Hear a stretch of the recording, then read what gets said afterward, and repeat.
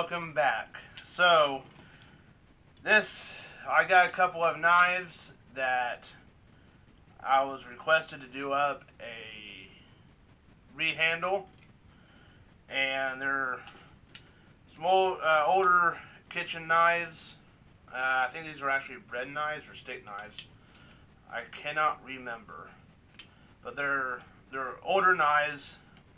They're actually my mom's, and they she's had them for some time, and I mean, trust me, she's had them for a long time.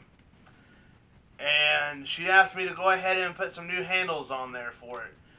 So it's going to be kind of interesting. I got an idea on how I want to do it, but if you recall from the Cameless Western video, I was simply able to gouge out the slot with the table saw to be able to drop that knife in.